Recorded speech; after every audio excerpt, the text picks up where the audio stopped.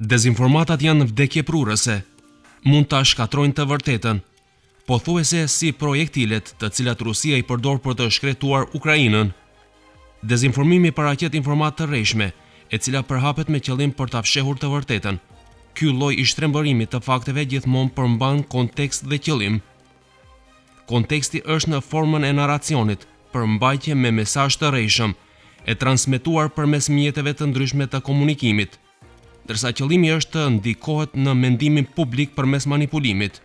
Për shumë dekada, shoqëritë poroze ballkanike që kanë ngecur mes europerspektivave të shprehura në mënyrë të zëshme dhe vështrimit të fshehtë ka lindja janë viktima të shpërndarjes së dezinformatave.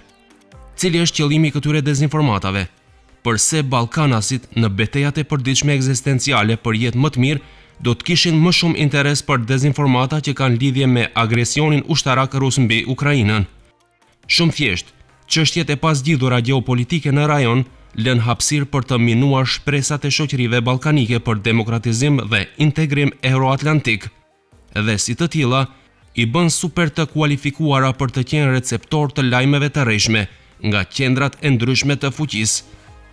Trajektoria e pranimit dhe republikimit të dezinformatave nga Beogradi me deg lokale të qendrave mediatike ruse, siç janë Russia Today Balkans, Sputnik, Russia Beyond, është më së e qartë.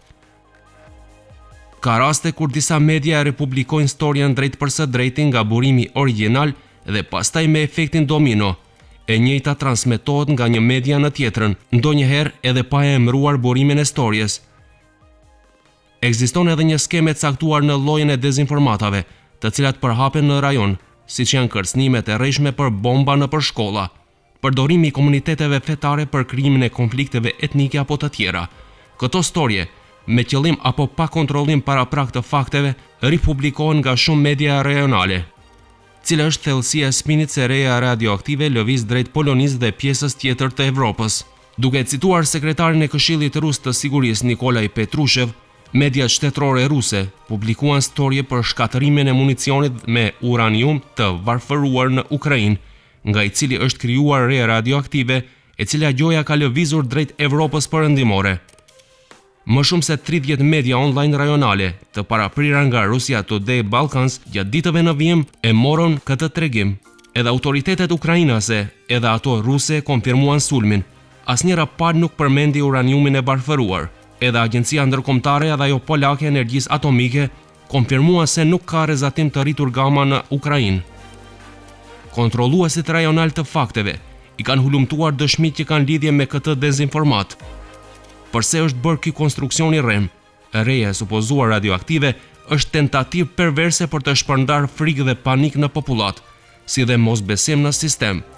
Rusia i përdor ndjenjat negative të njerëzve nga Ballkani perëndimor që i kanë për municion me uranium të varfëruar, të ngjallura nga narracioni i njohur nga koha e sulmeve ajrore të NATO-s mbi ish Republikën Jugoslave. Porosia është se aktivitetet e NATO-s janë të dëmshme, se për shkak të donacioneve të tyre për Ukrainën, për pajisjet ushtarake dhe për municion, pasojat e dëmshme do të ndjehen në tërë Evropën, rrjedhimisht edhe në vendet e Ballkanit perëndimor. Cili është qëllimi i narrativit se Byzylyku, të cilin e mban generali Zaluzhny, e ka kryqin e thyer? Pasi kryetari rus Vladimir Putin dha urdhrin për agresionin mbi Ukrainën dhe u nis drejta asaj që këmbgulse është denazifikim i vendit, narrativi për ukrainasit si të devotshmit e nazizmit dhe të simboleve naziste përhapej vazhdimisht nëpër media dhe rrjetet sociale.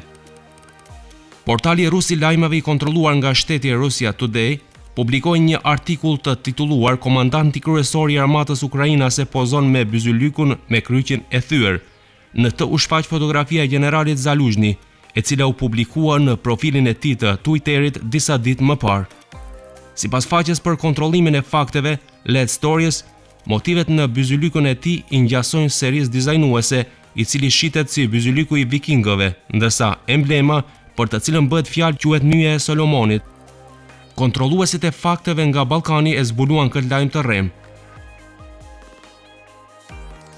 Storia e denazifikimit ndërtohet si narrativ kryesor rus, qëllimi i të cilit është të arsyetojë aktin brutal të agresionit. Nga ana tjetër, duke mbështetur Ukrainën, Evropa i mbështet nazistët, i mbështet vlerat e prishura. Vyzyliku i supozuar me kryqjen e thyer i Zaluzhin përdoret si demonstrim praktik i ekuacionit NATO-Ukrainë nazist dhe se të gjitha anëtarët apo vendet aspirant për antarësim në aleancë kanë ose mbështesin ideologji naziste për dallim nga doktrina drejt ruse si shpëtimtare e operacionit ushtarak në Ukrainë. Cili është qëllimi pas mbushjes së hundës së Zelenskit me para? Më 4 prill të vitit 2022, një video kinse incizuar në sheshin Duomo në Milano u paraqit në kanalin e Telegramit të shpërndarësit të njohur të dezinformatave në emrin Veçerni Omarov. Në video shfaqet një billboard me fotografinë e Zelenskit, ku njerëzit vendosin paratë e donacioneve në vrimën e hundës së presidentit Ukrainës. Sipas platformës italiane Open që shërblen për kontrollimin e fakteve, videoja u përhap shumë dhe u shikua në profilet e Twitterit, të njohura për përhapjen e lajmeve të rreshme si Radio Genova, Sprinter dhe shumë të tjera. Instalimi vërtet është i kontrolluar dhe është vërtetuar se në vetë billboardin nuk ka hapësirë që të përmbajë çfarëdo lloj të sistemit të vakumit. Skajet e billboardit nuk i përshtaten skajeve të vërteta të totemit. Kontrolluesit rajonal të fakteve i kanë hulumtuar dëshmitë që kanë lidhje me këtë dezinformat.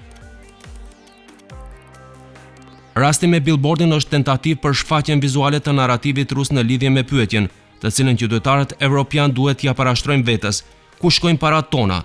Dëmtimi i reputacionit të Zelenskit duhet t'i cenojë vlerat perëndimore dhe të shkaktojë revolt, pasi ndihma financiare për Ukrainën mbaron në xhepat e dikujt.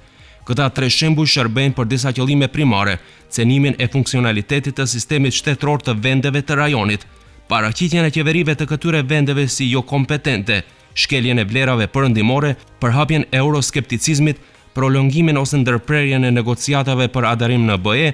Në fund, narrativi kryesor i fermave të trolleve është: Rusia është bartësi standard i erës së re dhe i vlerave të vërteta, i anti-imperializmit, i rendit të ri të drejt botror. Për këtë shkak, opinioni i gjerë duhet të nisë të bëjë dallimin e të vërtetës në detin e dezinformatave, sepse krijohet presion mbi perceptimin publik, i cili nis të ndërtojë qëndrime mbi një grumbull gënjeshtrash në media. Për këtë shkak të menduarit kritik dhe shkrim leximi mediatik janë kyç.